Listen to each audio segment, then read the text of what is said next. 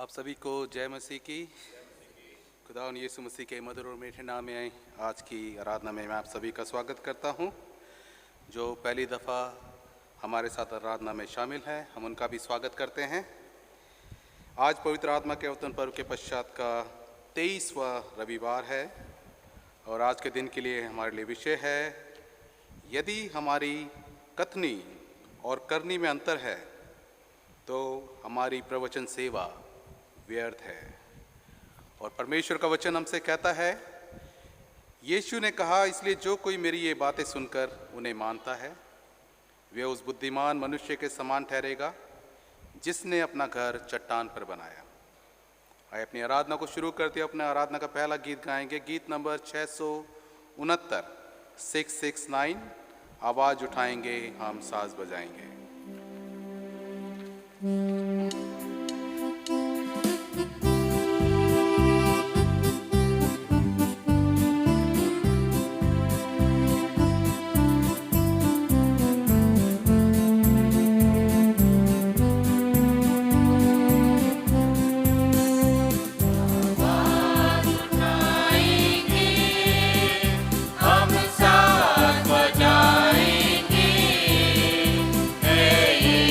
महान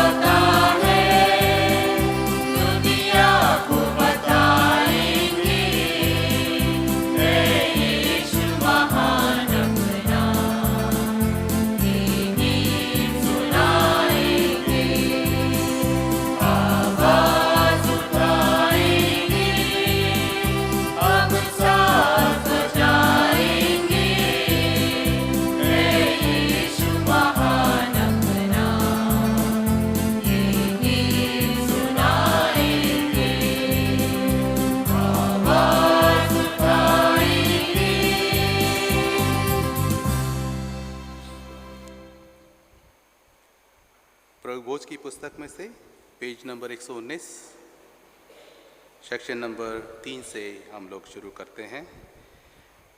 हमारे खुदावंद यीशु मसीह का अनुग्रह, परमेश्वर पिता का प्रेम और पवित्र आत्मा की सहभागिता आप सबके साथ हो। सर्वशक्तिमान परमेश्वर, आपके सम्मुख सबके हृदय खुले हैं, आप सबकी अभिलाषाओं को जानते हैं और आपसे कोई भी बेछिपा नहीं है। अपने पवित्र आत्मा की प्रेरणा से हमारे हृदय के विचारों को शुद्ध कीजिए ताकि हम आपसे पूर्ण रूप से प्रेम करें और योग्य रीति से आपके पवित्र नाम की स्तुति करें, हमारे प्रभु यीशु मसीह के द्वारा। आमीन। स्वर्ग में परमेश्वर की महिमा और पृथ्वी पर उसके लोगों को शांति। हे प्रभु परमेश्वर, स्वर्ग के राजा, सर्वशक्तिमान पिता परमेश्वर, हम आपकी आराधना करते, आपको धन्यवाद देते और आपकी महिमा के कारण आपकी स्तुति करते हैं। हे प्रभु यीशु मसीह, परमेश्वर पिता के इकलौते पुत्र, हे प्रभु परमेश्वर, हे परमेश्वर के मेमने, आप जगत का पाप उठा ले जाते हैं, हम पर दया कीजिए। आप पिता की दाहिनी और विराजमान हैं, हमारी प्रार्थना स्वीकार कीजिए, क्योंकि केवल आप ही पवित्र हैं, आप ही प्रभु हैं, आप ही यीशु मसीह पवित्र आत्मा के साथ परमेश्वर के पिता महिमा में परम उच्च हैं। आमीन। आइए प्रार्थना करें।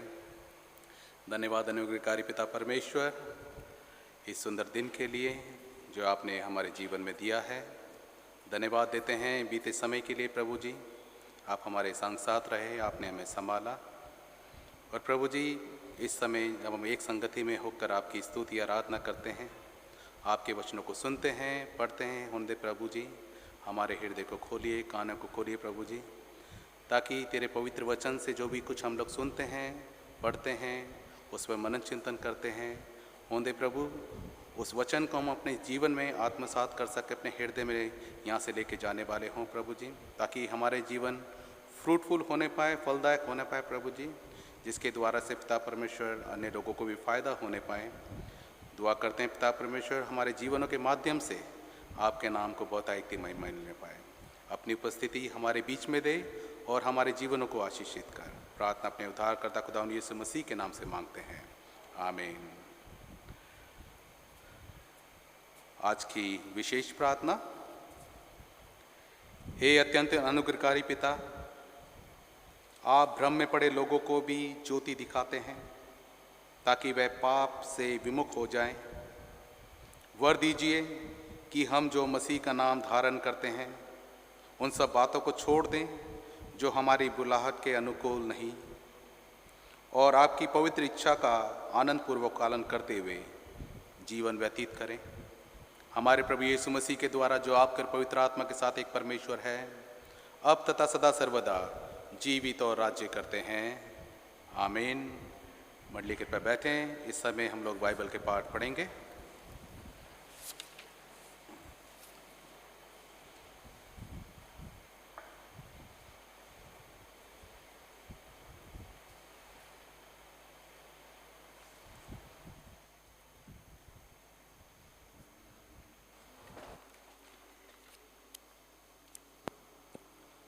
आज का पहला पाठ यिर्मयाह उसका 5 अध्याय उसकी 1 आयत से लेकर 5 आयत तक और 30 से 31। यिर्मयाह 5 अध्याय उसकी 1 आयत से लेकर 5, 30 से 31।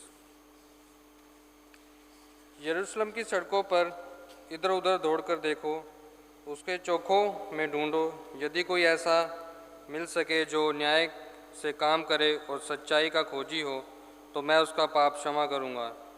यद्यपि उसके निवासी यहोवा के जीवन की शपथ भी खाएं, तो भी निश्चय वे झूठी शपथ खाते हैं। हे यहोवा, क्या तेरी दृष्टि सच्चाई पर नहीं है?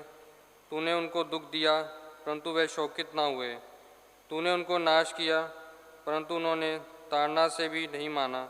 उन्होंने अपना मन चट्टान से भी अधिक कठोर किया है। उन्होंने पश्चाताप करने से इनकार किया। फिर मैंने सोचा, ये लोग तो कुडल और अबोध ही हैं, क्योंकि ये यहोवा का मार्ग और अपने परमेश्वर का नियम नहीं जानते। इसलिए मैं बड़े लोगों के पास जाकर उनको सुनाऊंगा, क्योंकि वे तो यहोवा का मार्ग और अपने परमेश्वर का नियम जानते हैं। परंतु उन्हें सबों ने मिलकर जुए को तोड़ दिया और बंधनों को खोल डाला है। देश में ऐसा काम होता है जिससे चकित और रोमांचित होना चाहिए, और भविष्यता और झूठ मूठ भविष्यता करते हैं और याजकी उनके सहारे से प्रभुता करते हैं। मेरी प्रजा को यह भाता भी है, परंतु अनंत के समय तुम क्या करोगे। ये परमेश्वर का वचन है।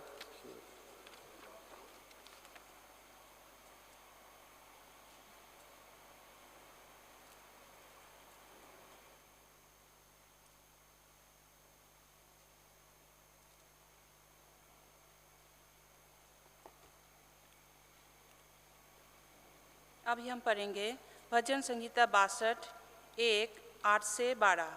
भजन संहिता 62 1 8 से 12।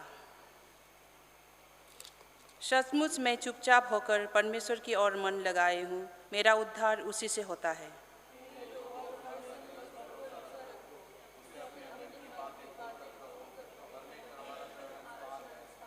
सचमुच नीच लोग तो अस्थायी और बड़े लोग मिथ्या ही है।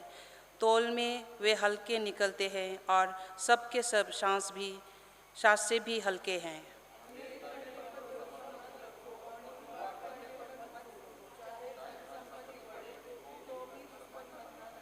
परमेश्वर ने एक बार कहा है और 2 बार मैंने यह सुना है कि सामर्थ्य परमेश्वर का है।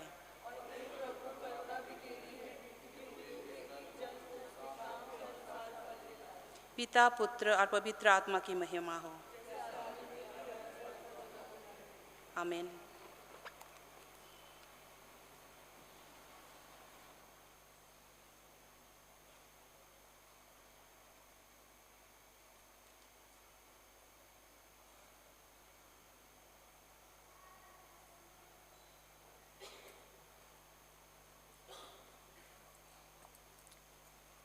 आज का दूसरा पाठ रोमियो, उसका 17 से 24। यहूदी और व्यवस्था।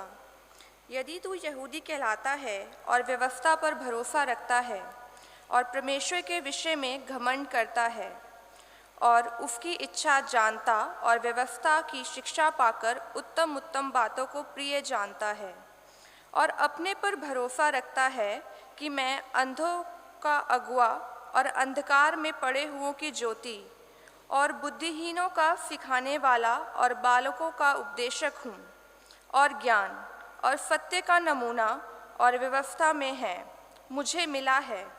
अंततः क्या तू जो दूसरों को सिखाता है अपने आप को नहीं सिखाता? क्या तू जो चोरी ना करने का उपदेश देता है आप ही चोरी करता है?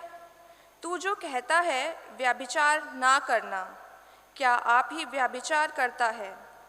तू जो मूर्तों से घृणा करता है, क्या आप ही मंदिरों को लूटता है? तू जो व्यवस्था के विषय में घमंड करता है, क्या व्यवस्था ना मानकर परमेश्वर का अनादर करता है? क्योंकि तुम्हारे कारण अन्य जातियों में परमेश्वर के नाम की निंदा की जाती है, जैसा लिखा भी है। इसे पढ़े और सुने जाने पे हम सबको आशीष मिले।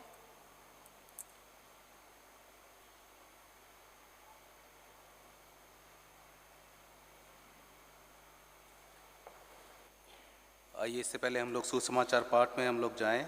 हम लोग अपने स्थान पर खड़े हों। हम लोग प्रभु की महिमा के लिए एक और गीत गाएंगे। गीत नंबर 772, सहारा मुझको चाहिए, सहारा दे मुझे खुदा।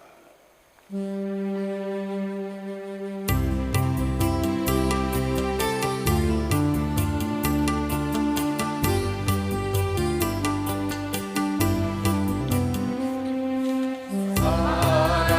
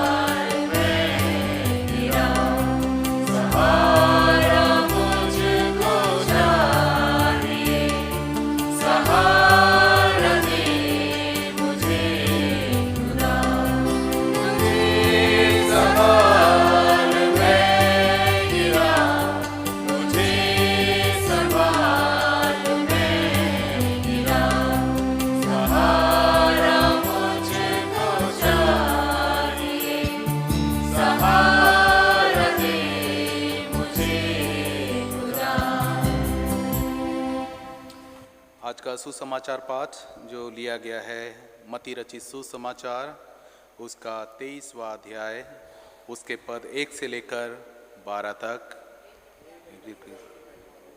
हम सब मिलकर एक साथ बोले, हे प्रभु आपके कलाम की महिमा हो। मत्ती 23 1 से 12। तब यीशु ने भीड़ से और अपने चेलों से कहा, शास्त्री और फरीसी मूसा की गद्दी पर बैठे हैं, इसलिए वे तुमसे जो कुछ कहे वह करना और मानना, परंतु उनके से काम मत करना, क्योंकि वे कहते तो हैं पर करते नहीं। वे एक ऐसे भारी बोझ को जिनको उठाना कठिन है बांधकर उन्हें मनुष्यों के कंधों पर रखते हैं, परंतु स्वयं उसे अपनी उंगली से भी सरकाना नहीं चाहते। वे अपने सब काम लोगों को दिखाने के लिए करते हैं। वे अपने ताबीजों को चौड़ा करते और अपने वस्त्रों की कोरे बढ़ाते हैं। भोज में मुख्य मुख्य स्थान और सभा में मुख्य मुख्य आसन, बाजारों में नमस्कार और मनुष्यों में रब्बी कहलाना उन्हें भाता है, परंतु तुम रब्बी ना कहलाना, क्योंकि तुम्हारा एक ही गुरु है और तुम सब भाई हो।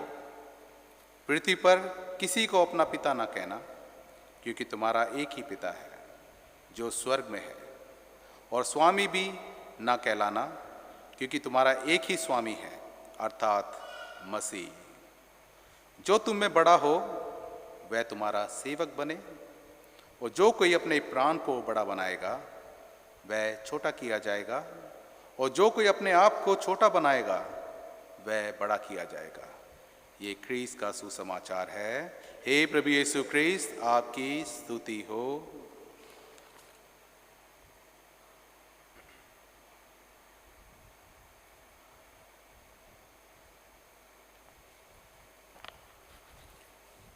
आइए प्रार्थना करें। हमारे जिंदा आसमानी बाप, हम आपके निहायत शुक्रगुजार हैं आज के इस वक्त के लिए जो आपने हमें दिया है कि खुदावंद एक बार फिर से हम आपके कलाम में से एक नई सीख पाने के लिए आपके घर में मौजूद हैं। पिता खुदावंद, हम चाहते हैं कि हमारे दिल का मैल आज धोया जाए, और खुदावंद जब आपके कलाम के वसीले से हम सीखें तो जो सीख हमें प्राप्त हो खुदावंद वो सिर्फ हमारे कानों तक ना रहे बल्कि हमारे जहन में उतरे और हमारे अमाल में नजर आए। खुदावंद, मैं आगे का वक्त आपके जलाली हाथों में सौंपना चाहता हूँ। आपका रूह मुकद्दस यहाँ पे जुम्बिश करे, और खुदावंद आपके रूह के वसीले से आज एक नई सीख हम हासिल करें। आगे का वक्त आपके हाथों में रहे, इस दुआ को आपके कदमों पर रखते हैं, मांगता मैं उद्धारकर्ता परमेश्वर यीशु मसीह के नाम में, आमीन। जमात मेहरबानी से बैठ जाए।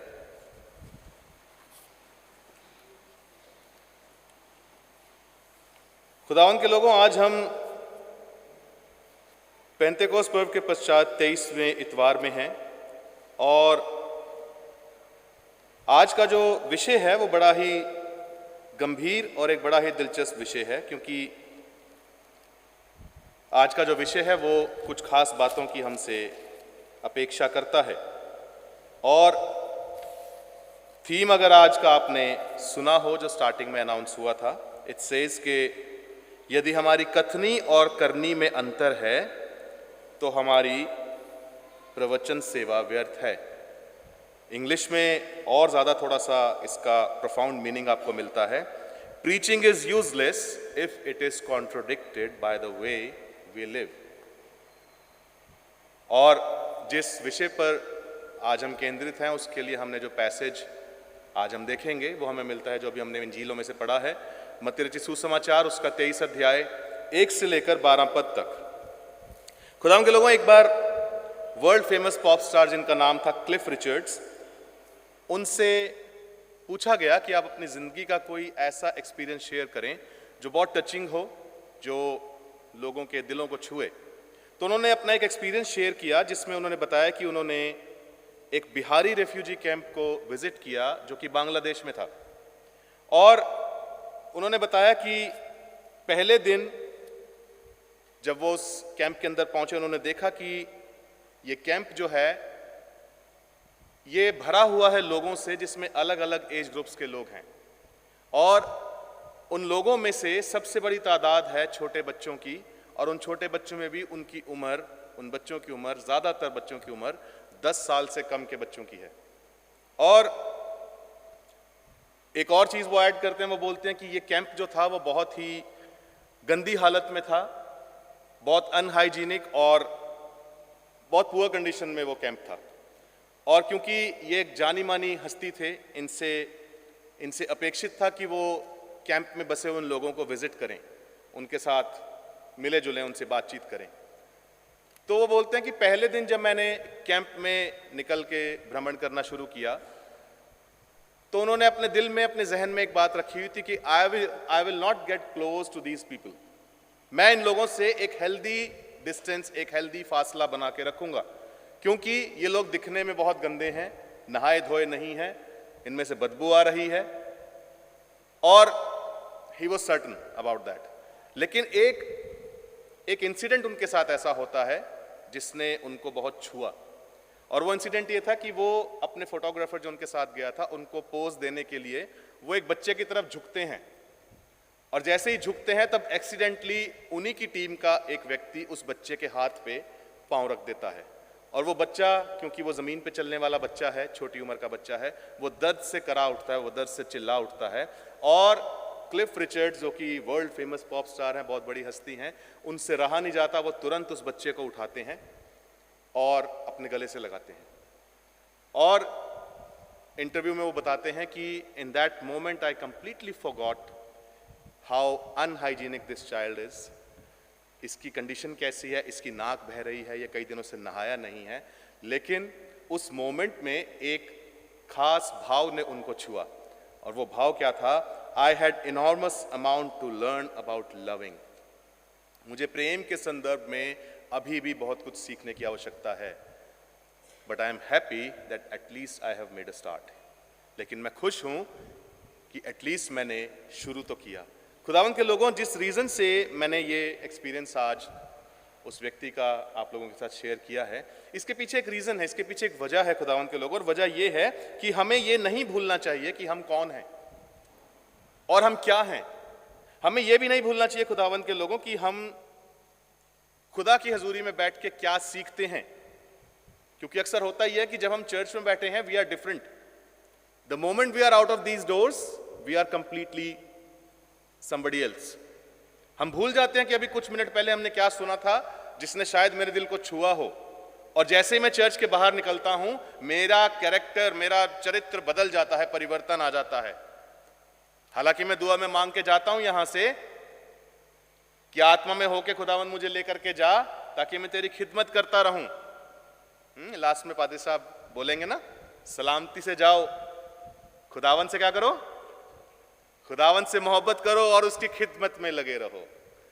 लेकिन होता कुछ और है, जब हम दरवाजे से बाहर निकलते हैं हम कुछ और बन जाते हैं। खुदावंद के लोगों, आपको पता है प्रभु का वचन बोलता है मत्ती रचित सुसमाचार 5 अध्याय की 37वीं आयत में, तुम्हारी बात हां की हां और ना की ना हो। तुम्हारी बात, बोलिए, तुम्हारी बात हां की हां और ना की ना हो। अब पता बांध के रखिएगा इस बात के बारे में, मैं दोबारा आऊंगा इसके ऊपर, भूलिएगा मत इसको। तुम्हारी बात हां की हां और ना की ना हो, क्योंकि इससे परे जो कुछ भी होता है वो बुराई से होता है, वो बुराई की उपज है।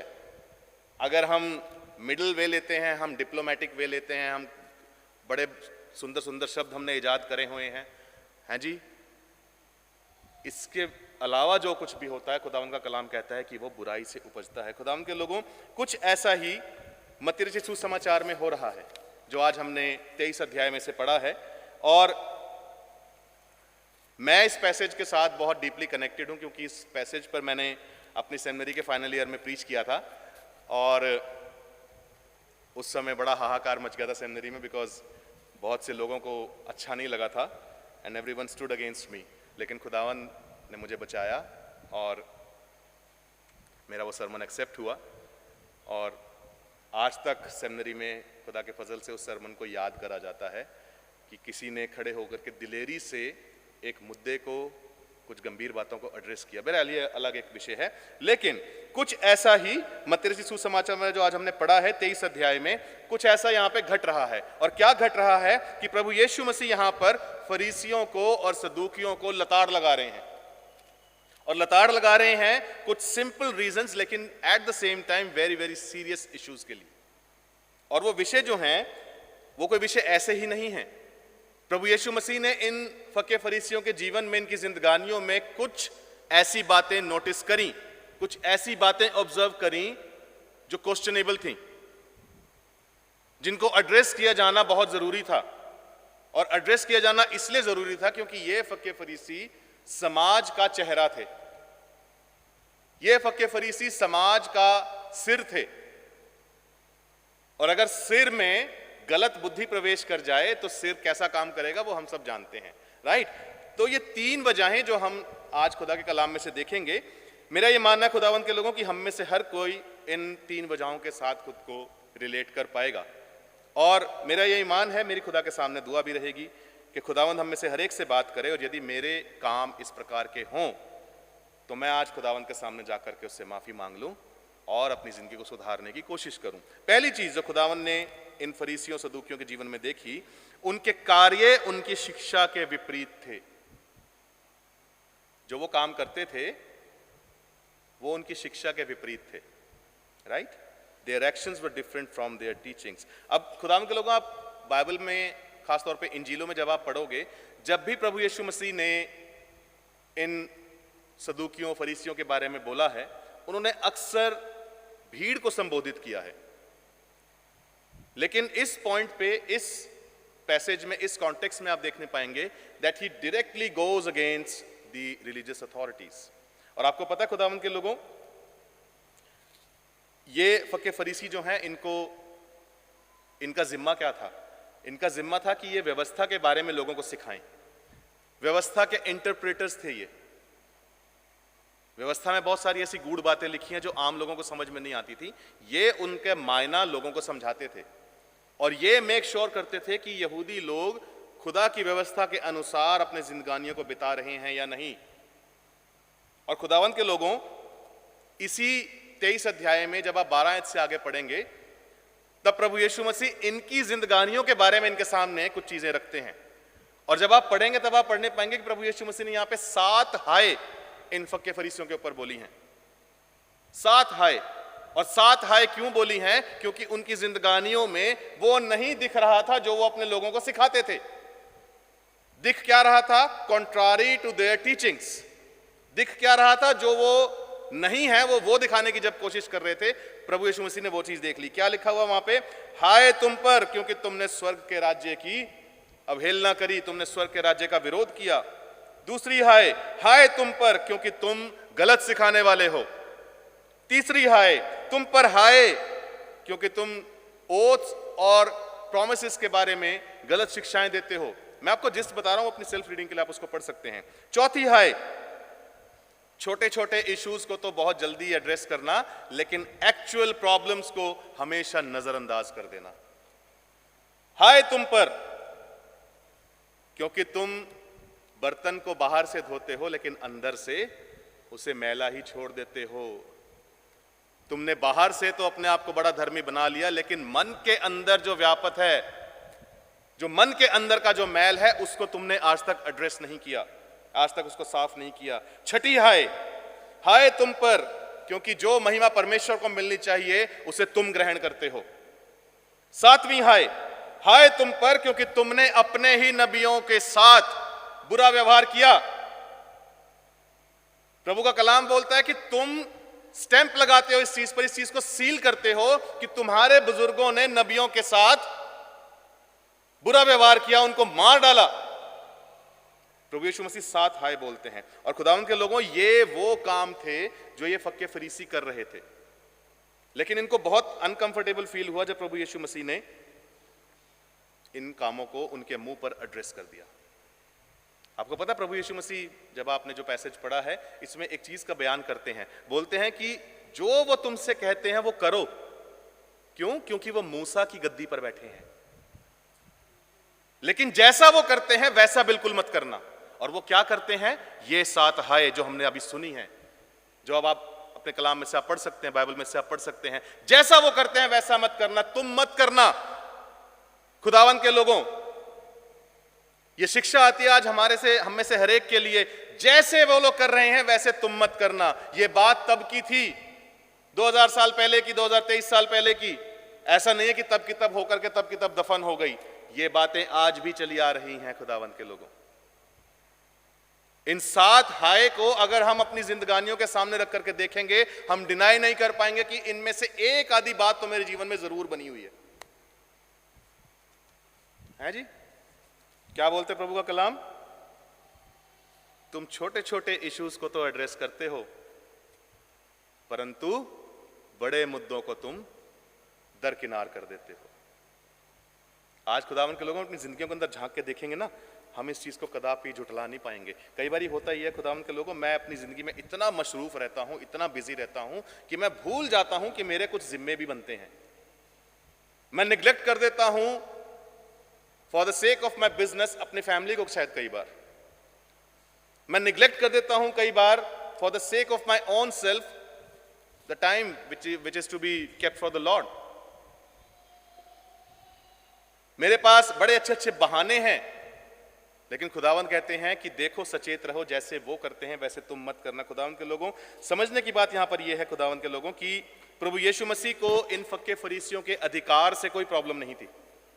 उन्होंने कभी उनके अधिकार को चैलेंज नहीं किया, लेकिन उनकी प्रॉब्लम थी अधिकार के गलत इस्तेमाल से। उनकी प्रॉब्लम थी सेंट्रलाइजेशन ऑफ द अथॉरिटी, अधिकार को का केंद्रीकरण। उनकी परेशानी थी the personification of the authority. अधिकार को मानव रूप दे दिया गया है। प्रभु कहता है, प्रभु का कलाम कहता है कि सब अधिकार कहां से आते हैं? कहां से आते हैं? सोच के बोलिए। सब अधिकार स्वर्ग से आते हैं, परमेश्वर की ओर से आते हैं। लेकिन यहां पे कुछ और हो रहा है। They have personified the authority, and by the way this authority was not at all given to them और granted to them by anybody else, but that authority was coming down directly from haven.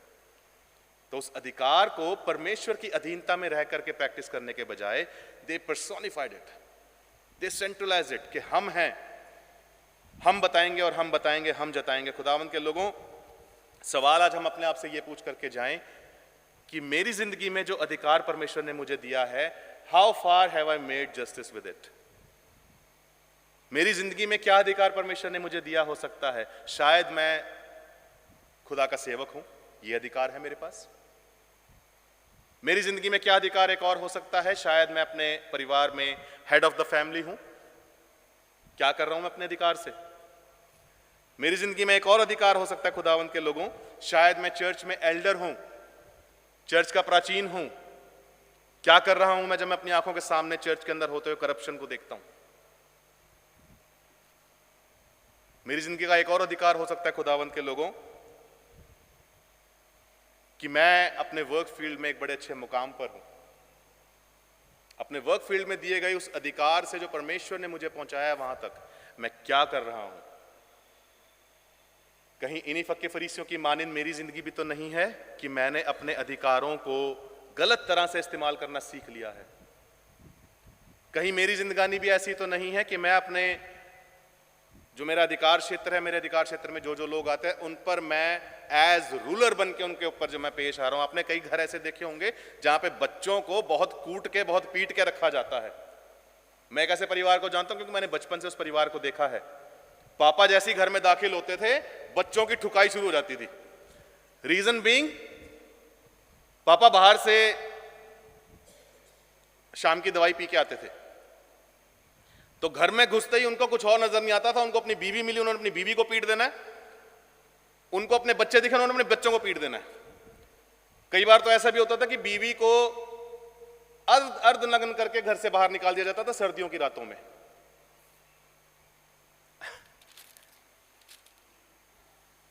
क्या ऐसा हमारा रवैया है?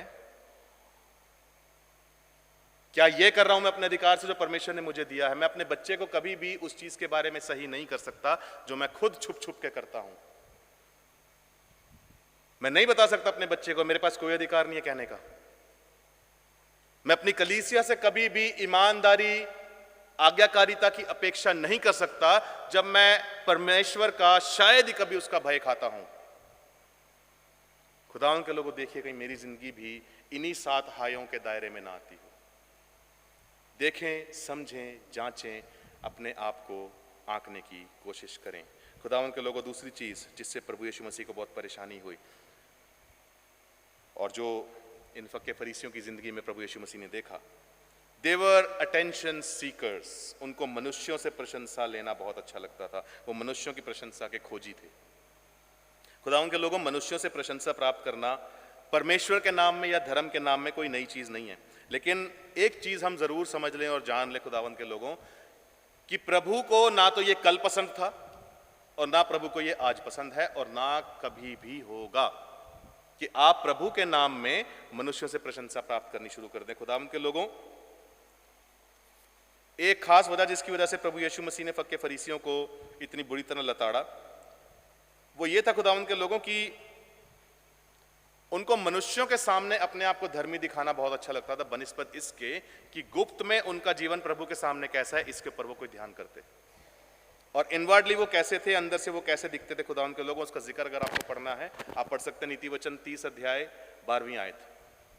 वहां पे लिखा हुआ है, एक पीढ़ी के लोग ऐसे हैं जो ये समझते हैं कि उनका पाप धुल गया है, लेकिन उनका गुनाह धुला नहीं है। कुछ ऐसे हैं जो ये समझते हैं कि वो छूट चुके हैं, वो साफ हो गए, वो पाक हो गए हैं, लेकिन वो हुए नहीं हैं। ऐसा जीवन इनका था।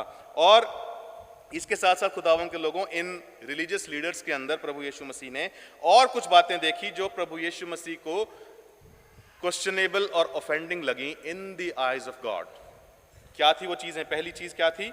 दे were the vessels who were filled with pride and arrogance. वो ऐसे पात्र थे, वो ऐसे बर्तन थे जिनमें प्रभु का आत्मा नहीं था, वरन उसके अंदर घमंड और घमंड समाया हुआ था। दूसरी बात क्या देखी प्रभु ने? प्रभु ने देखा, they were those who were impostors in the eyes of God. छल करने वाले, प्रभु की दृष्टि में वो लोग छली थे, छलते थे लोगों को। तीसरी चीज प्रभु ने क्या देखी?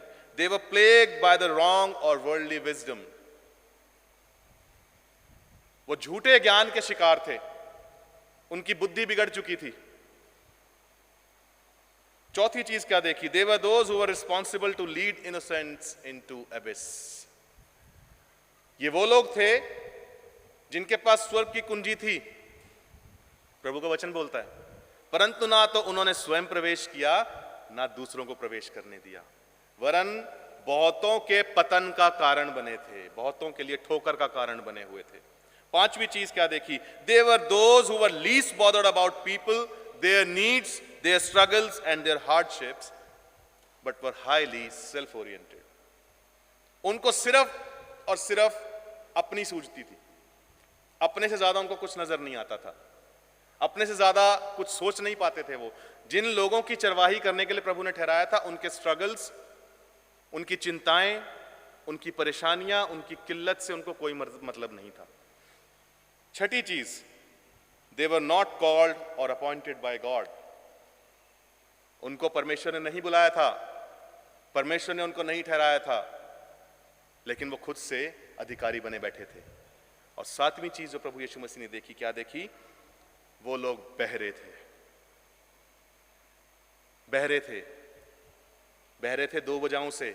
ना तो उनको लोगों का कराहना सुनता था और ना ही उनको सुनती थी खुदावंद की आवाज। खुदावंद के लोगों, इतनी सारी खूबियों के साथ वो धर्म के नाम पे या अपनी सेवकाई के नाम पे जो कुछ भी कर रहे थे, वो प्रभु की दृष्टि में सिर्फ एक होली ड्रामा से ज्यादा और कुछ नहीं था। आमोस की किताब निकालेंगे, देखिए खुदावंद का कलाम वहां पे क्या कहता है। आमोस की पुस्तक 5 अध्याय उसकी 21 से 23 आयत में आपके बीच में पढ़ूंगा। देखिए क्या लिखा है खुदावंद के कलाम में। मैं तुम्हारे पर्वों से बैर रखता हूं और उन्हें निकम्मा जानता हूं, और तुम्हारी महासभाओं से मैं प्रसन्न नहीं।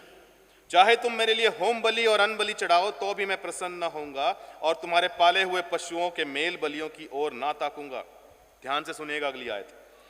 अपने गीतों का कोलाहल मुझसे दूर करो, तुम्हारी सारंगियों का सुर मैं ना सुनूंगा, परंतु न्याय को नदी के समान और धर्म को महानद के समान बहने दो।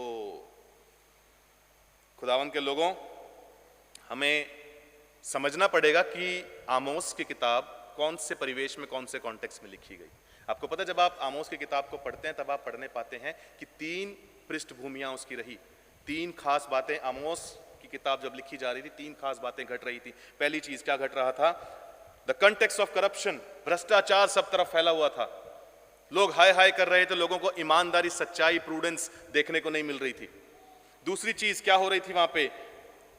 Faith got replace with the rituals and ceremonies. जो प्रभु के ठहराए हुए नियम थे, जो प्रभु की ठहराई हुई विधियां थी, वो रिचुअल्स में और सेरेमनीज में तब्दील हो चुकी थी, जो परमेश्वर को भाया नहीं था, परमेश्वर को अच्छा नहीं लग रहा था ये सब। तीसरी चीज, बड़ी खास बात है, जो आमोस की किताब जिस टाइम लिखी जा रही थी उस टाइम पे हो रहा था, it was the context of separation from God. वो परमेश्वर के लिए बड़ा कुछ कर रहे थे, लेकिन परमेश्वर उस सब में मौजूद नहीं था।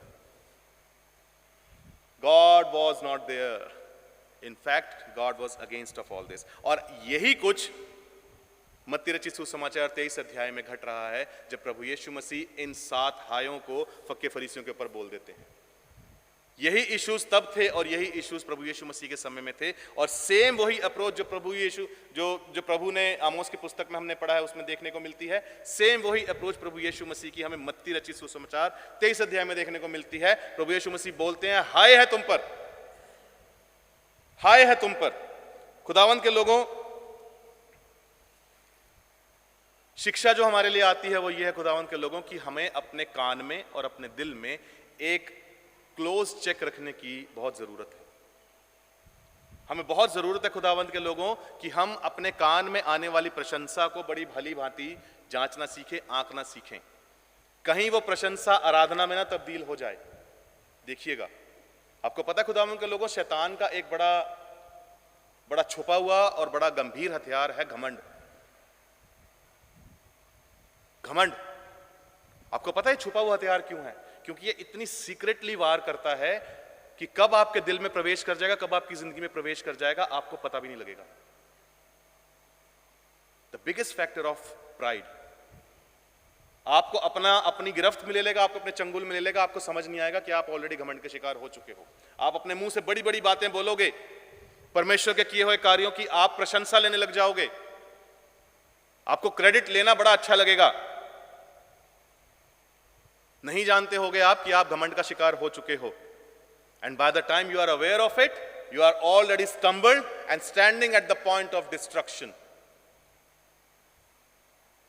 क्योंकि कलाम साफ बोलता है, नाश होने से पहले घमंड है। इसीलिए प्रभु यीशु मसीह हमारे को सिखाते हैं, जब हम आए हमारे बाप की दुआ हम बोलते हैं, जब प्रभु की प्रार्थना जब हम करते हैं, हमें आजमाइश से बचा,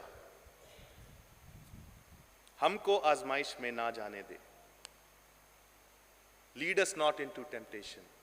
खुदावन के लोगों, देखिए और चेक करिए अपनी जिंदगानियों को कि कहीं मुझसे ये पाप तो नहीं हुआ कि जो महिमा मुझे खुदा को देनी चाहिए थी, जो ताजीम मुझे खुदा को देनी चाहिए थी, वो मैंने खुद लेनी शुरू कर दी हो। कहीं मेरी जिंदगानी में से भी तो ऐसी ही बदबू नहीं आ रही है, ऐसी सड़ान तो नहीं आ रही है कि परमेश्वर मुझे भी देख करके बोलता है कि अपनी डफ और सरंगियां मुझसे दूर करो, अपना कोलाहल मुझसे दूर करो, मैं प्रसन्न नहीं हूं।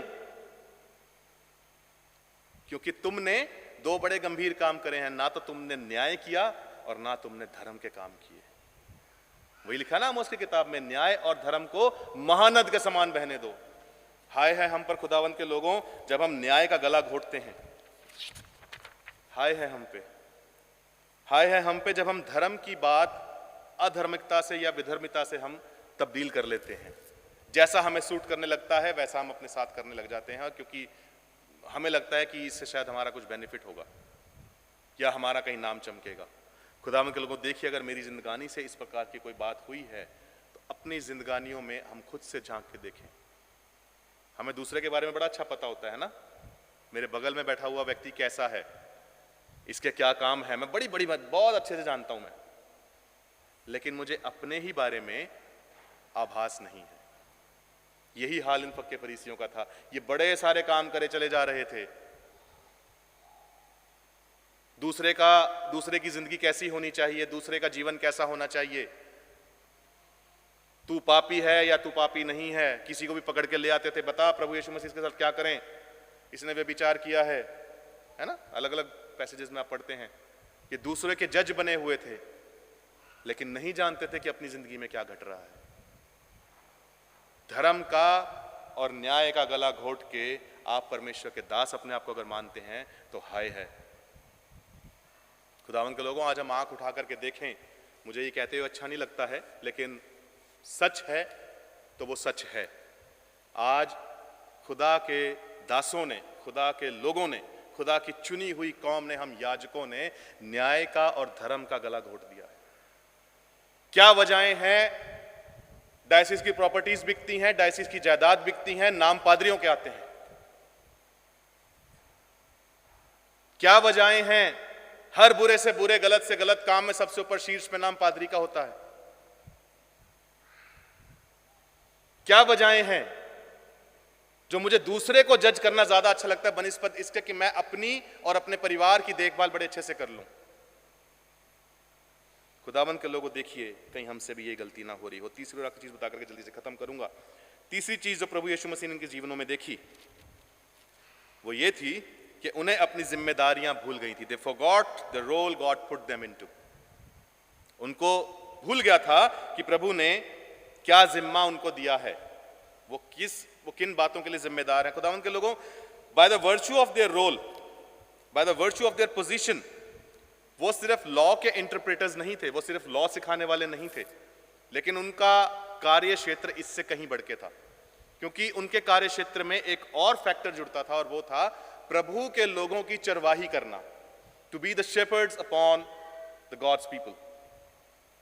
और वो भूल गए थे अपनी इस भूमिका को। खुदावंद के लोगों, शेपर्ड होने का मतलब ये था कि प्रभु के लोग इनके द्वारा अपनी जिंदगियों में आराम पाते, अपने सारे परिश्रम से उनको आराम मिलता। शेपर्ड होने का मतलब यह था खुदावंद के लोगों कि ये प्रभु के लोगों की अगुवाई करते और उनको शांति के पथों पर ले चलते और उनको सुखदाई जल के झरनों के पास ले चलते। प्रभु के लोगों की चरवाही करने का मतलब यह था खुदावंद के लोगों कि वो सही को सही और गलत को गलत कहते, मुंह देखा न्याय ना करते।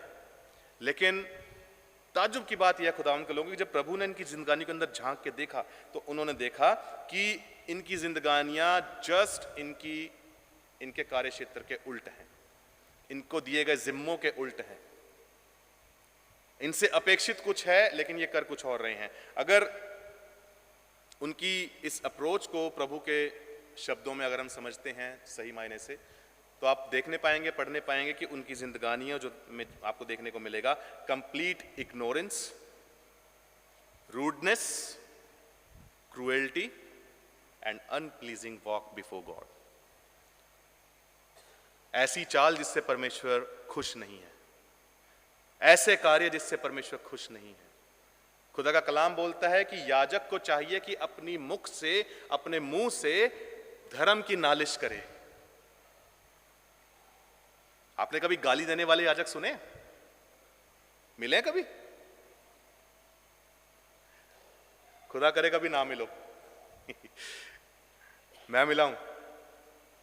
मुझे एक पादरी साहब मिले, अभी कुछ अर्सा पहले मेरे फैमिली में डेथ हुई थी, तो मैं हरियाणा गया, तो वहां पे एक पादरी साहब मिले जिनको मैं बचपन से जानता हूं। तो पादरी साहब मुझे बोलते हैं, पादरी साहब ये बंदा मुझे फलाने दिन हॉस्पिटल में मिला, मैं अपनी कलीसिया के किसी बंदे की डेथ हुई थी, उसके सर्टिफिकेट के सिलसिले में इसके पास गया था। कह रहा ये बंदा मसीही है और इसने गुस्से में आकर मुझे गाली दी। तो मुझे लगा पाई साहब शायद कहेंगे कि मैंने उनको आगे से आशीष दी, मैंने उनको आगे से बरकत दी। बोलते हैं पाई साहब मैं अगो और मोटी गाली दी ना, मैंने और मोटी गाली दी। और मुझे सुन के इतना ताजुब हुआ, मैंने कहा अरे आप याजक हैं, आप क्या बात बोल रहे हैं? गाली का बदला गाली, क्या हम प्रभु के पद चिन्हों पर चल रहे हैं? सवाल आता है। खुदावन के लोगों, कुछ ऐसा ही अमाल इन लोगों के थे। जब हम यहेजकेल की पुस्तक 34 अध्याय में जाएंगे, देखिए वहां पे क्या लिखा हुआ है, मेरे साथ निकालिए। यहेजकेल की किताब उसका 34 अध्याय, ये एक ऐसा चैप्टर है। अभी फादर जय और मैं वेस्ट्री में बैठ के कुछ बात कर रहे थे, इन्हीं पदों के ऊपर कुछ हम मनन कर रहे थे। तो मैं भाई साहब से कह रहा था कि ये हर पासबान के लिए कैटलॉग है, ये अध्याय पर्टिकुलरली। हर पासबान को बाजुबान याद होना चाहिए और पता होना चाहिए कि क्या रोल है जो प्रभु ने हमें जिस रोल में, जिस जिम्मेदारी में हमारे को परमेश्वर ने जो जिम्मा हमें दिया है, क्या लिखा वहां पे देखिए। तीसरी आयत से आगे पढ़ूंगा, दूसरी आयत के बी पार्ट से। हाय इजराइल के चरवाहों पर जो अपने अपने पेट भरते हैं, क्या चरवाहों को भेड़ बकरियों का पेट ना भरना चाहिए? तुम लोग चर्बी खाते, ऊन पहनते और मोटे मोटे पशुओं को काटते हो, परंतु भेड़ बकरियों को तुम नहीं चराते। तुमने बीमारों को बलवान ना किया, ना रोगियों को चंगा किया, ना घायलों के घावों को बांधा, ना निकाली हुई को लौटा लाए, ना खोई हुई को खोजा, परंतु तुमने बल और जबरदस्ती से अधिकार चलाया। आगे देखिए क्या कहता है खुदा का कलाम। वे चरवाहे के ना होने के कारण तितर बितर हुई और सब वन पशुओं का आहार हो गईं। उसके बाद जब आप आगे बढ़ते जाएंगे तब 8वीं आयत के बी पार्ट से, इसलिए कि मेरे चरवाहों ने मेरी भेड़ बकरियों की सुधि नहीं ली और मेरी भेड़ बकरियों का पेट नहीं भरा, अपना ही पेट भरा, इस कारण हे चरवाहों यहोवा का वचन सुनो। अब परमेश्वर उतरता है जज बन के। देखिए क्या कहता है परमेश्वर का कलाम। यहोवा यूं कहता है, देखो मैं चरवाहों के विरुद्ध हूं और मैं उनसे अपनी भेड़ बकरियों का लेखा लूंगा और उनको फिर उन्हें चराने ना दूंगा। वे फिर अपना अपना पेट भरने ना पाएंगे। मैं अपनी भेड़ बकरियां उनके मुंह से छुड़ाऊंगा कि आगे को वे उनका आहार ना हो। खुदावंद के लोगों, प्रभु यीशु मसीह जो उनको बोलते हैं, इनके ऊपर जब 7 हाय बोलते हैं, आपको पता है ये एक रिमाइंडर है उन सब लोगों के लिए, फके फरीसियों के लिए। और रिमाइंडर इस बात के लिए है कि अपनी व्यवस्था को खुद से खोल के देखो, अपनी किताबों को खुद से खोल के देखो और अपने लिए भी पढ़ो। क्या कहता है खुदा का कलाम तुम्हारे बारे में? तुमको किस जिम्मे में परमेश्वर ने डाला है, क्या जिम्मेदारी तुम्हारे कंधे पर डाली है और तुम क्या कर रहे हो। जब आप पढ़ते हैं तो प्रभु यीशु मसीह इन सवालों को उनके सामने रखते हैं कि तुमने बरबस निकालियों को तुमने नहीं खोजा, ना तुमने भेड़ की चरवाही करी, ना तुमने उनके साथ जेंटली टेंडरली उनके साथ डील किया, तुमने उनकी सेवा नहीं करी बल्कि उनसे सेवा करवाई। तुमने अपने लाभ के लिए, अपनी बढ़ोतरी के लिए उनका फायदा उठाया, गलत फायदा उठाया। सबसे अधिक बढ़ के खुदावंद के लोगों, you did not parent them and left them as an orphan.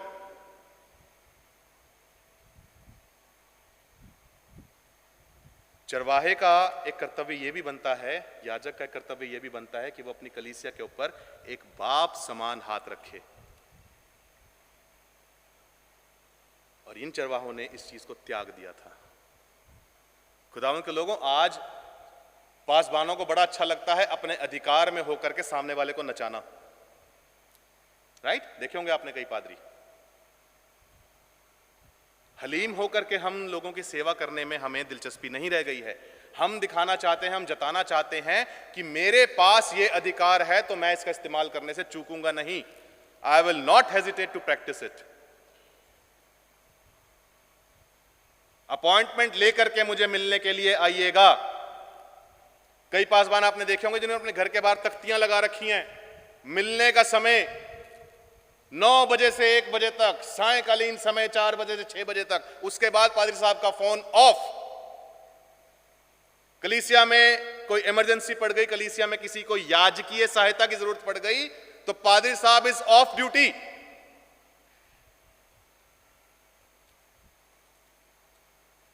खुदावंद के लोगों, आंखें खोलें और देखें। आपको पता है कई चर्चेज ऐसे हैं जहां पे आपको सीट कौन सी मिलेगी और कहां पे मिलेगी वो डिपेंड करेगा कि आप कितनी भारी डोनेशन उस चर्च में देते हैं। मैं नाम नहीं लूंगा, लेकिन डिपेंड करता है। मेरे मौसा को बड़ा शौक चढ़ा था, मेरे मौसा भी ऐसी एक मंडली का शिकार हुए थे। उन्होंने कहा कि हम जाएंगे वहां पे।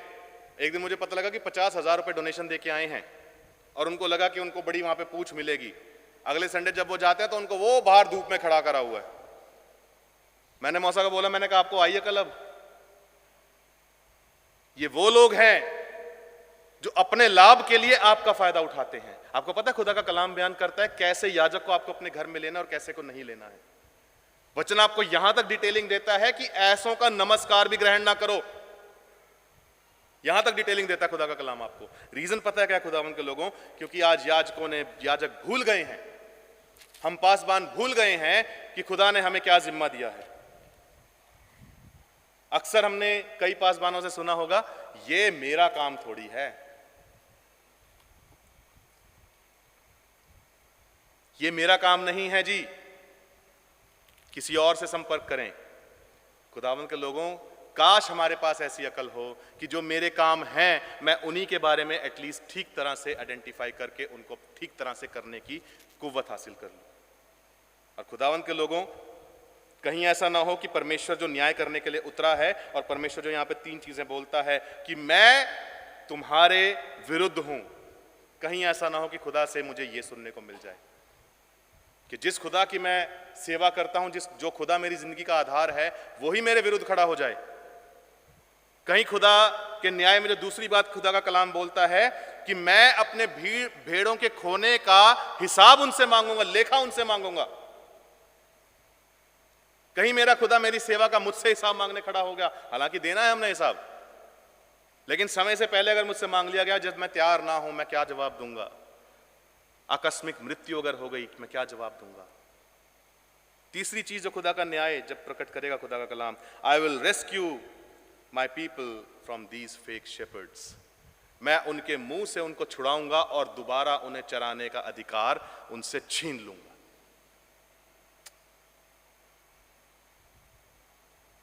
आर्मी में किसी का कोर्ट मार्शल होता है, कैसे होता है ना, कितनी गंभीर एक सजा मानी जाती है ना। खुदा अगर हम याजकों से ये अधिकार ले ले कि अब मैं तुम्हें अपनी भेड़ें चराने का हक नहीं दूंगा, तो खुदावंद के लोगों, इससे गंभीर बात क्या होगी?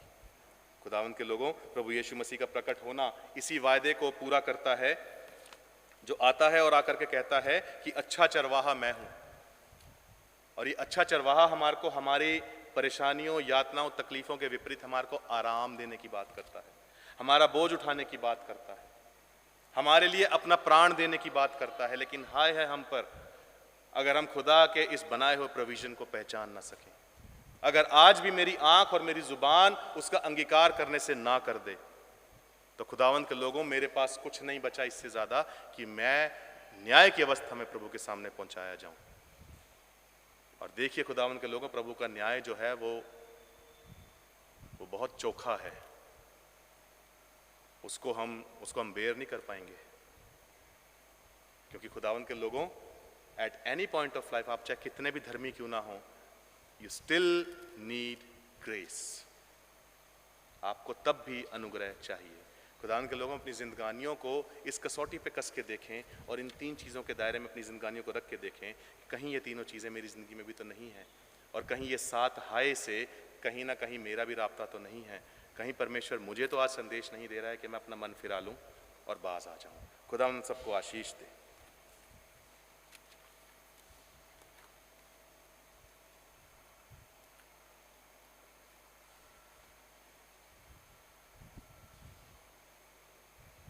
हमने खुदावन के कलाम को सुना है। आइए अपने स्थानों पर खड़े हो जाएं और अपने विश्वास का अंगीकार करें नीकिया के विश्वास वचन के शब्दों में, जो हमें मिलता है सेक्शन नंबर 14, पेज नंबर 122। हम एक परमेश्वर सर्वशक्तिमान पिता पर विश्वास करते हैं। वह स्वर्ग और पृथ्वी का और समस्त दृश्य व अदृश्य वस्तुओं का करता है। हम एक प्रभु यीशु मसीह पर विश्वास करते हैं।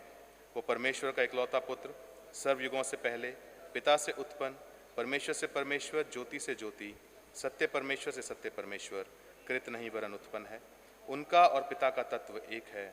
उन्हीं के द्वारा सब वस्तुएं बनी। हम मनुष्यों के लिए और हमारे उद्धार के निमित्त वो स्वर्ग पर से उतर आए।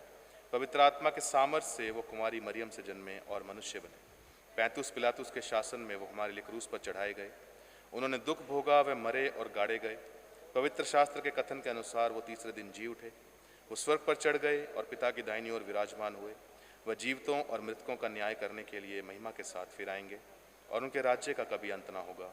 हम पवित्र आत्मा पर विश्वास करते हैं, वह प्रभु और जीवन दाता है। वह पिता और पुत्र से निकलता है, पिता और पुत्र के साथ वह नबियों के द्वारा बोला। हम एक पवित्र सार्वलौकिक और प्रेरित कलीसिया पर विश्वास करते हैं। हम पापों की क्षमा के लिए एक बपतिस्मे को मानते हैं। हम मृतकों के पुनरुत्थान की और आने वाले युग के जीवन की प्रतीक्षा करते हैं। आमीन। जमात मेहरबानी से बैठ जाए।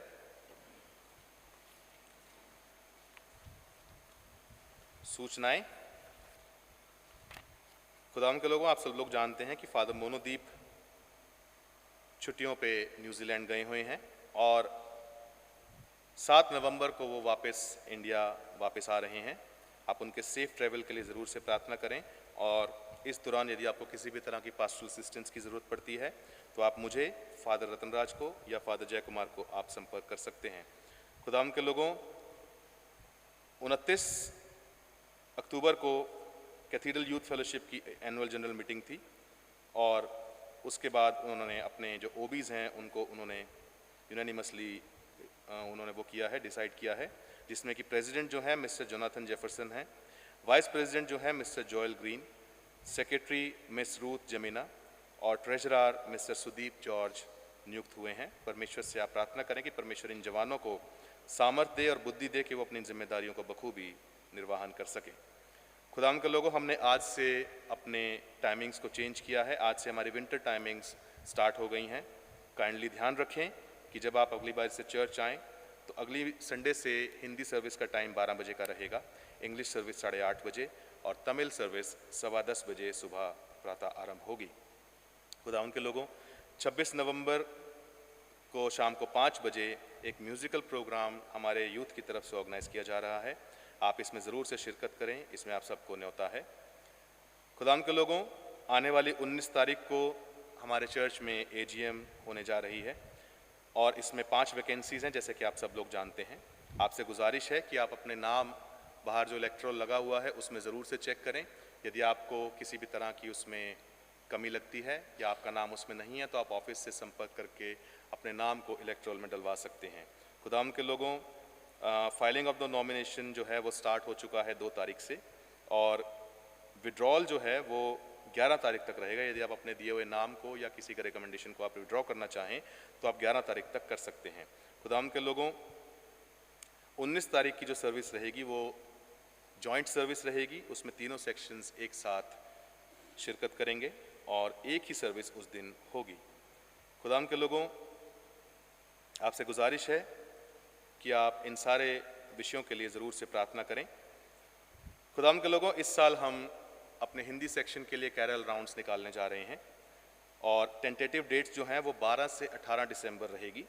आपसे गुजारिश है, यदि आप चाहते हैं कि आपके घर कैरल राउंड विज़िट करें तो आप अपने नाम चर्च ऑफिस में दे सकते हैं और इसके बारे में जो भी लेटेस्ट अपडेट आते रहेंगे वो हम आपको समय दर समय उसके बारे में हम इत्तला करते रहेंगे। खुदाम के लोगों, एनुअल गार्डन फेट जो है जो कि 12 फरवरी को होने जा रहा है, उसके कन्वीनर मिस्टर जस्टिन जेवा कुमार नियुक्त किए गए हैं। इस गार्डन फेट से रिलेटेड जो भी आपको इन्फॉर्मेशन प्राप्त करनी हो वो आप इनसे बात करके इनके संपर्क में आके आप कर सकते हैं। हमारे गुजरे हफ्ते का दान 77,612 रुपये रहा। परमेश्वर आपके अनुदानों के लिए और आपकी डोनेशंस के लिए आपको आशीषित करे। समय होगा खुदाम के लोगों, अपने नज़ीज़ों के लिए प्रार्थना करेंगे जो इस हफ्ते में अपने जन्मदिन और एनिवर्सरीज़ को सेलिब्रेट करने जा रहे हैं। हम गुजारिश करेंगे यदि आप यहाँ मौजूद हैं और अपने जन्मदिन और एनिवर्सरी को आने वाले हफ्ते में सेलिब्रेट कर रहे हैं तो आप अपने स्थान पे खड़े हो जाएं एंड अलाउ अस टू से अ प्रेयर फॉर यू।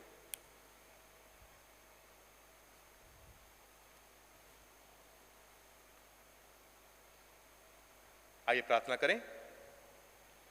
आए हमारे जिंदा आसमानी बाप, हम आपके शुक्रगुजार हैं कि आप खुदावंद अपने लोगों को आशीषों से समय दर समय परिपूर्णता प्रदान करते हैं। हम आपसे दुआ मांगते हैं खुदावंद आपके नज़ीज़ों के लिए। खुदावंद मेरे बाप आसमानी, आपने आज तक की ज़िंदगियों में इनको संभाला, इनको बहुत बढ़ाया, प्रफुल्लित किया, ज़रूरतों को पूरा किया और इनकी ज़िंदगानियों में इनको अच्छे मुकाम दिया। आपका धन्यवाद खुदावंद। हम चाहते हैं कि अपने ज़िंदगियों में और अपने शादीशुदा जीवनों में पिता जब ये एक और साल की आशीष को प्राप्त कर रहे हैं, होने दे मेरे बाप आसमानी कि इनका ये आने वाला साल इनके लिए बाइस से बरकत बने। एक ऐसा साल ठहरे पिता परमेश्वर जिसमें ये आपकी नज़दीकी में और आपकी पवित्रता में पहले से अधिक बढ़ सकें पिता परमेश्वर, और इनकी जिंदगानियों से पिता परमेश्वर जी वो महक आए जो खुदावंद आपके नाम को प्रकट करे पिता परमेश्वर। हम आशीष मांगते हैं इनके खुद के जीवनों के लिए, इनके परिवारों के लिए, इनके वर्क फील्ड के लिए पिता परमेश्वर जी, और चाहते हैं मेरे बाप आसमानी कि मेरे बाप आसमानी या आपके बच्चे आप में इसी तरह से बने रहें, आपसे आशीषित होते रहें और खुदावंद आपके नाम में हर दम आगे बढ़ते रहें, हमारे खुदावंद यीशु मसीह के नाम में, आमीन। प्लीज़ बी सीटेड, बैठ जाइए। समय होगा हम अपने परहित निवेदन प्रभु के सम्मुख लाएंगे।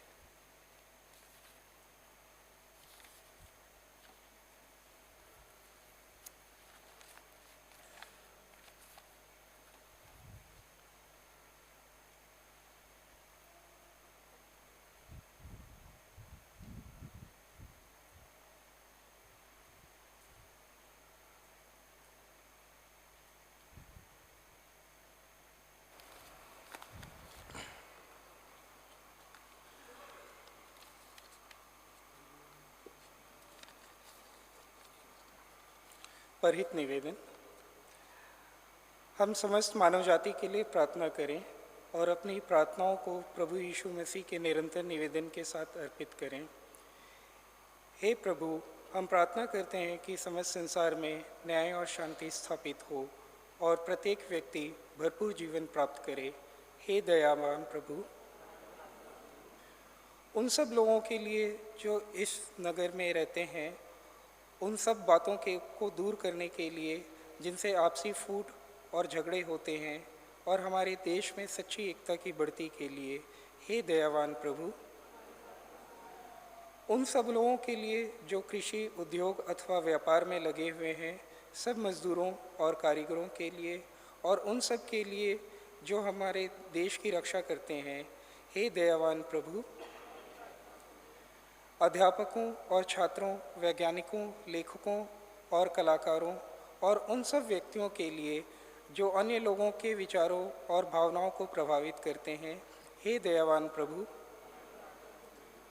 उन सब लोगों के लिए जो दुखी हैं, बेरोजगार हैं, भूखे प्यासे हैं, दरिद्र और दलित हैं, बीमार और मरणासन हैं, विशेषकर हमारी कलीसिया के Olive Jackson, Shirin Cook, Shirley Gupta, Honey Williams, Ponnu Thangaraj, Meenu Sharma, Vijay Noel James, Manmohan Singh Chaudhary, Thomas Davis, Vansh Swami, Cherry Hitter, Meenu Peterson, Mark Tully, Paul और एल्विना थॉमस, और उन सब व्यक्तियों के लिए जो ऐसे लोगों की सेवा और सहायता करते हैं, हे दयावान प्रभु, हमारे तथा अन्य देशों के सब शासकों के लिए, विशेषकर हमारे राष्ट्रपति, प्रधानमंत्री, इस राज्य के राज्यपाल और मुख्यमंत्री, और उनके लिए भी जो लोगों पर किसी प्रकार का अधिकार रखते हैं, हे दयावान प्रभु,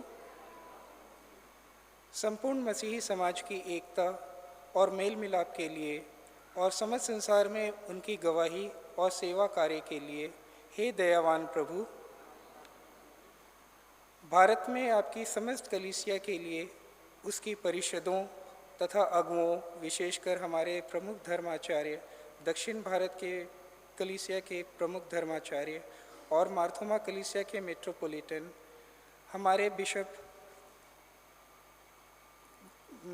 रेवरेंड डॉक्टर पॉल स्वरूप, हमारे पुरोहित reverend doctor Monodeep Daniel, reverend रतन राज, रेवरेंड अभय बेंसन, रेवरेंड जय कुमार, और आपकी कलीसिया के सब अन्य धर्म सेवकों के लिए कि वे सच्चाई और लगन से आपकी सेवा करें। हे दयावान प्रभु, यह वर दें कि आपके उन सब भक्तों के साथ जिन्होंने अपने जीवन में सच्चाई से आपकी सेवा की है, हम भी आपके राज्य के शाश्वत आनंद में संभागी हो सकें। हे दयावान प्रभु, हम सब एक साथ कहें, हे स्वर्गीय पिता, अपने राज्य को शीघ्र प्रकट कीजिए और हमारी इन प्रार्थनाओं को सुनिए। हम आपके पुत्र अपने प्रभु और उद्धारकर्ता यीशु मसीह के नाम से यह मांगते हैं, आमीन।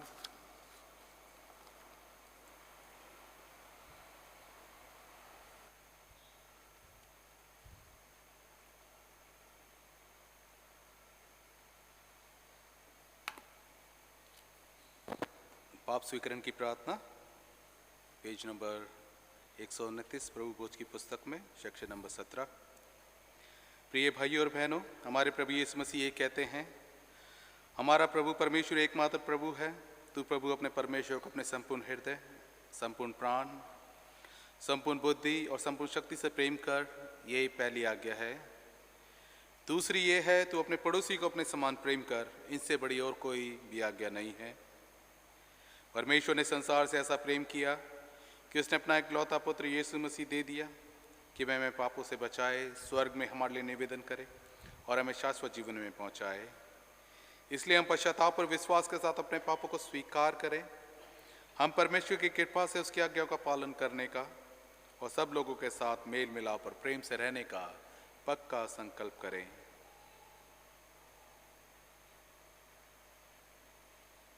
सेक्शन नंबर 19 हम सब मिलकर एक साथ कहें, हे ईश्वर शक्तिमान परमेश्वर, हमारे स्वर्गीय पिता, हमने मन, वचन और कर्म से आपके विरुद्ध और एक दूसरे के विरुद्ध पाप किया है।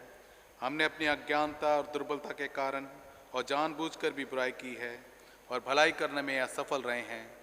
इन सब पापों के लिए सचमुच दुखी हैं और अंतःकरण से पश्चाताप करते हैं। आपके पुत्र यीशु मसीह ने हमारे लिए अपने प्राण दिए। उन्हीं के कारण हमने जो पाप किए उनको क्षमा कीजिए और ये वर दीजिए कि भविष्य में हम नया जीवन पाकर सदा आपकी सेवा करें, ताकि आपके पवित्र नाम की महिमा हो। आमीन। सर्वशक्तिमान परमेश्वर सबको क्षमा करता है जो एक दूसरे को क्षमा करते और सच्चा पश्चाताप करते हैं। वे आप सब पर दया करें, आप सबके पापों को क्षमा करें और उनसे आपको छुटकारा दे, सब भले कामों में आपको स्थिर और सबल करें और शाश्वत जीवन में बनाए रखे, हमारे प्रभु यीशु मसीह के द्वारा। आमीन। परमेश्वर का धन्यवाद हो। आइए शांति अभिवादन के लिए अपने स्थानों पर खड़े हों। हम सब मिलकर मसीह की देह हैं और हम सब ने एक ही आत्मा द्वारा एक ही देह में बपतिस्मा लिया है। हम ऐसे कार्यों में संलग्न रहे जिनसे शांति मिलती है और एक दूसरे का निर्माण होता है। प्रभु की शांति सदा आपके साथ रहे। हम एक दूसरे को शांति अभिवादन करें।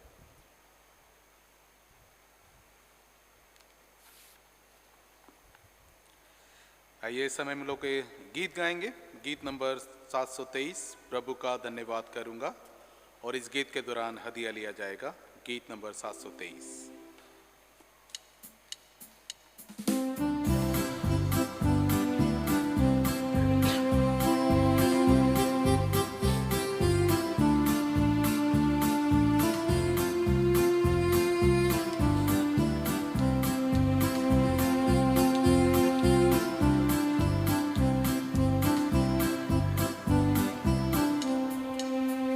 प्रभु का धन्यवाद करूंगा।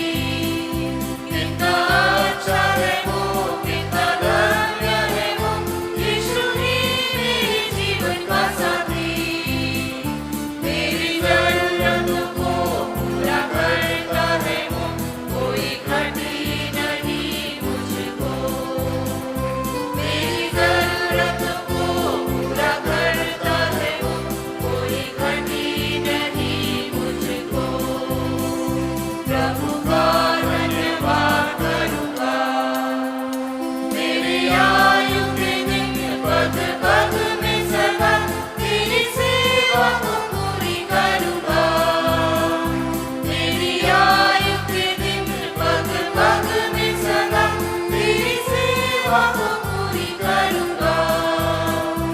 एक बत्ती समान चलता रहूंगा, तेरी महिमा मेरी गाऊंगा। एक बत्ती समान चलता रहूंगा, तेरी महिमा मेरी गाऊंगा।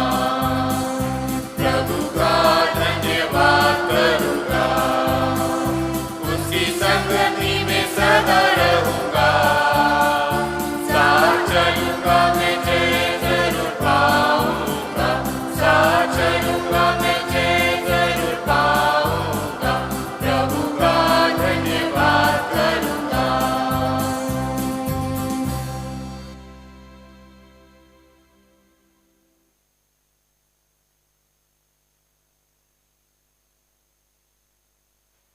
आइए हम इस भेंट को उसके साथ अपने आप को परमेश्वर की महिमा उसकी सेवा के लिए अर्पित करें।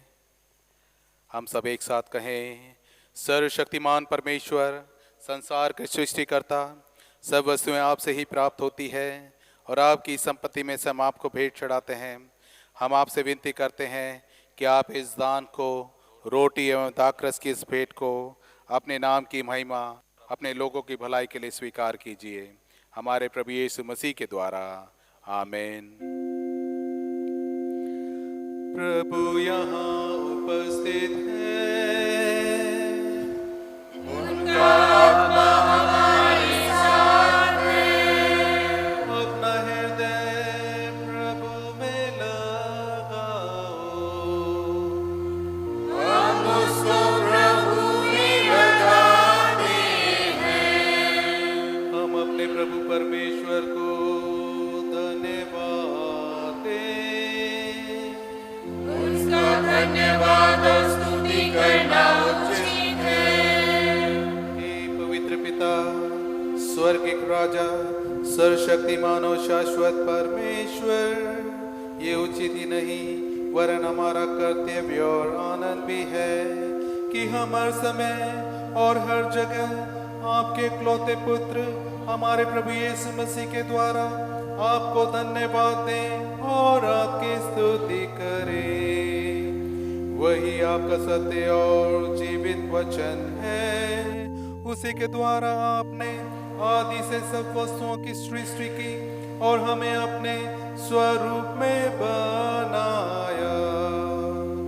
उसी के द्वारा आप इस संसार में आने वाले प्रत्येक व्यक्ति को ज्ञान से प्रकाशित करते हैं। आपने युग युग में नबियों और विद्वानों को नियुक्त किया कि वे हमें आपका मार्ग दिखाए। उसी के द्वारा आपने हमें पाप के बंधन से मुक्त किया है। आपने उसे दे दिया कि वे हमारे लिए मनुष्य बने, क्रूस पर अपने प्राण दें और मृतकों में से फिर जी उठे। उसी के द्वारा आप अपना पवित्र एवं जीवनदायक आत्मा हमें प्रदान करते हैं, जिससे हम आपकी संतान बने और आपकी नई सृष्टि के प्रथम फल हो।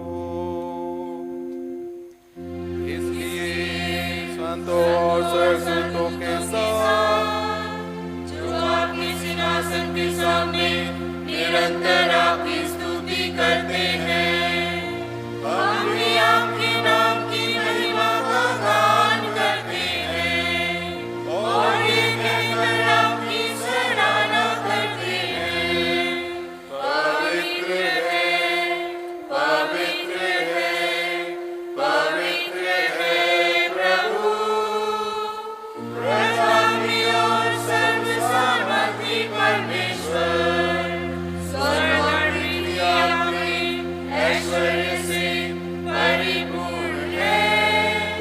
परम धाम में होशाना। मंडली कृपया बैठे या घुटने टेके। हे स्वर्गीय पिता, अपने पुत्र हमारे उद्धार करता प्रभु यीशु मसीह के द्वारा हमारे स्तुति गान को स्वीकार कीजिए।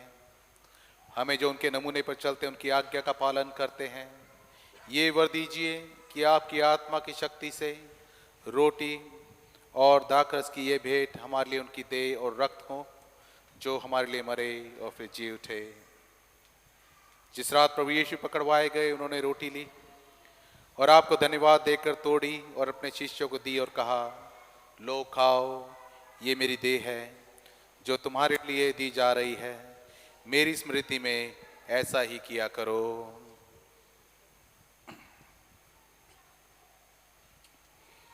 इसी प्रकार भोजन के उपरांत उन्होंने कटोरा लिया, आपको धन्यवाद देकर उनको दिया और कहा, तुम सब इसमें से पियो, क्योंकि ये नई वाचा का मेरा रक्त है जो तुम्हारे और बहुतों की पाप क्षमा के लिए बहाया जा रहा है। तुम जब कभी इसे पियो तो मेरी स्मृति में ऐसा ही किया करो।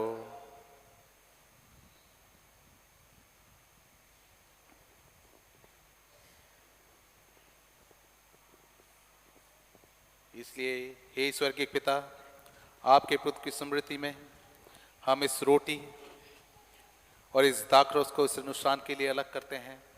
हम उसके क्रूस पर एक ही बार अर्पित सिद्ध बलिदान को, उसके मृतकों में से पुनरुत्थान को और स्वर्ग में उसके आरोहण को आनंद से मनाते और घोषित करते हैं, और हम उसके महिमा सहित आने की प्रतीक्षा करते हैं। क्रिस्त हमारे लिए मरे, क्रिस्त जी उठे हैं, क्रिस्त फिर आएंगे। आइए अगली प्रार्थना में आप सब मेरे साथ शामिल हो। इसलिए हे दयालु पिता, उसी हमारे महापुरोहित के द्वारा धन्यवाद एवं स्तुति के हमारी इस बलि को स्वीकार कीजिए। जब आपकी ईश्वरीय महिमा की उपस्थिति में हम इन पवित्र उपहारों को खाते और पीते हैं, तब आप हमें अपनी आत्मा के द्वारा नवजीवन दीजिए। अपने प्रेम से प्रोत्साहित कीजिए। अपने पुत्र हमारे प्रभु यीशु मसीह की देह से हमें संयुक्त कीजिए। उसी के साथ और उसी में और उसी के द्वारा पवित्र आत्मा की सामर्थ्य से हे सर्वशक्तिमान पिता, उन सब के साथ जो पृथ्वी पर और स्वर्ग में आपके सम्मुख उपस्थित रहते हैं, हम आपकी आराधना करते और अनंत स्तुति का ये गीत गाते हैं।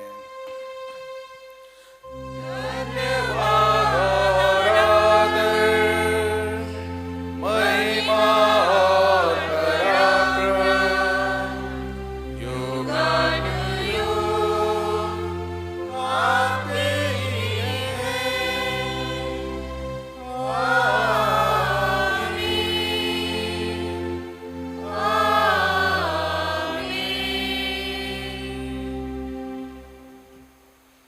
हम मसीह की देह में सहभागी होने के लिए इस रोटी को तोड़ते हैं। इस कटोरे के द्वारा जिस पर हम आशीष मांगते मसीह के रक्त में सहभागी होते हैं। आइए जिस प्रकार हमारे उद्धारकर्ता मसीह ने हमें सिखाया है, हम प्रभु की प्रार्थना यूं करते हैं। हे हमारे स्वर्गीय पिता, आपका नाम पवित्र माना जाए, आपका राज्य आए, आपकी इच्छा जैसे स्वर्ग में पूरी होती है वैसे पृथ्वी पर भी पूरी हो। आप हमारे दिन भर की रोटी आज हमें दीजिए। आप हमारे अपराधों को क्षमा कीजिए जैसे हमने अपने अपराधियों को क्षमा किया है। आप हमें परीक्षा में मत डालिए, परंतु बुराई से बचा लीजिए, क्योंकि राज्य, पराक्रम और महिमा अब और सदा सर्वदा आपके ही हैं। आमीन। आइए दीन प्रवेश की प्रार्थना में आप मेरे साथ शामिल हो। हे दयामय प्रभु, हम अपनी धार्मिकता पर नहीं परंतु आपकी बड़ी और भव्य दया पर भरोसा करके आपकी इस मेज के पास आने का साहस करते हैं। हम तो इस योग्य भी नहीं कि जो चूर चार आपकी मेज पर से गिरते हैं उन्हें चुने, पर आप वही प्रभु हैं जिसका स्वभाव सदा दया करना है। इसलिए हे कृपालु प्रभु, हमको ये वर दीजिए कि आपके प्रिय पुत्र यीशु मसीह की देह और रक्त को हम ऐसे ग्रहण करें कि हमारी देह और आत्मा जो पाप से अशुद्ध हो गई हैं, उनके अमूल्य देह और रक्त से शुद्ध हो जाए और हम उनमें और वो हम में सदा सर्वदा निवास करें। आमीन। धन्य है वे जो प्रभु के नाम में आता है, परम धाम में होशन्ना। यीशु परमेश्वर के मेमने, हम पर दया कीजिए। यीशु हमारे पापों का बोझ उठाने वाले, हम पर दया कीजिए।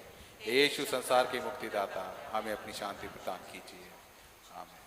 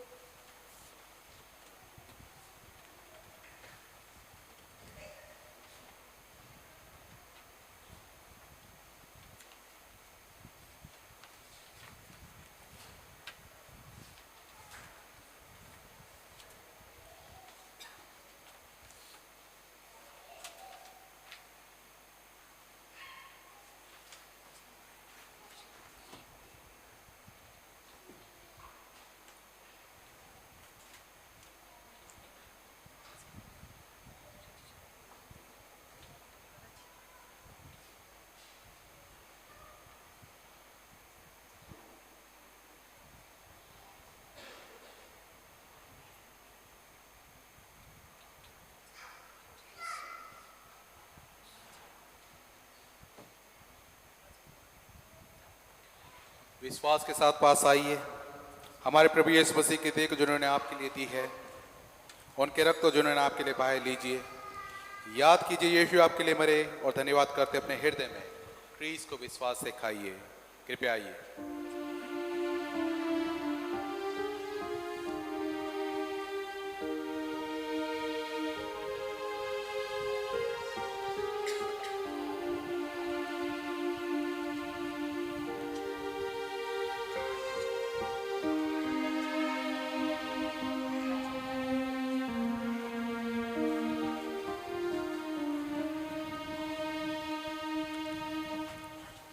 यीशु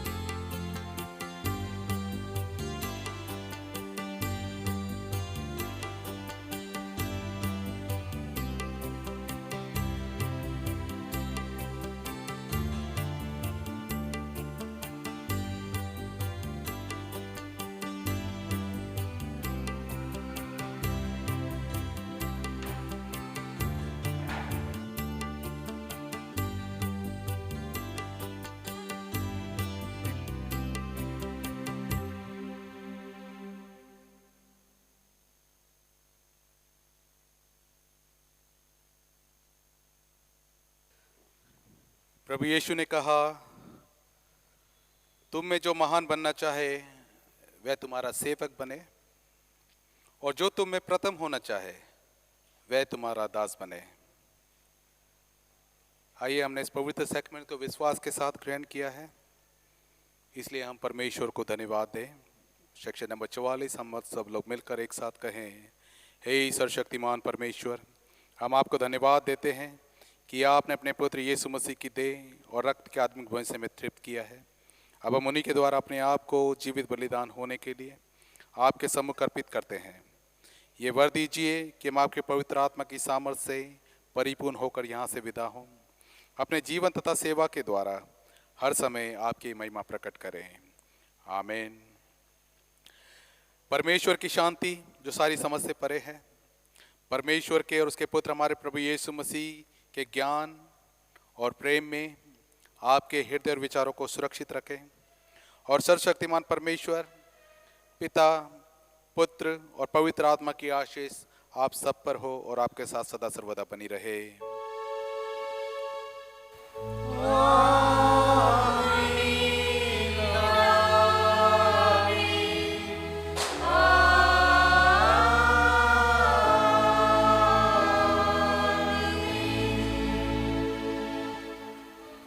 शांति से पूर्ण होकर जाइए, प्रभु से प्रेम कीजिए और उसकी सेवा में लगे रहिए।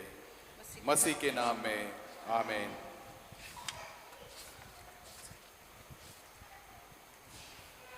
इस समय हम लोग अपने स्थानों पर खड़े हों। प्रभु की महिमा के लिए आराधना का अंतिम गीत हम लोग गाएंगे, गीत नंबर 853, 853। यीशु है सच्चा गडरिया, उसकी हम भेड़े हैं।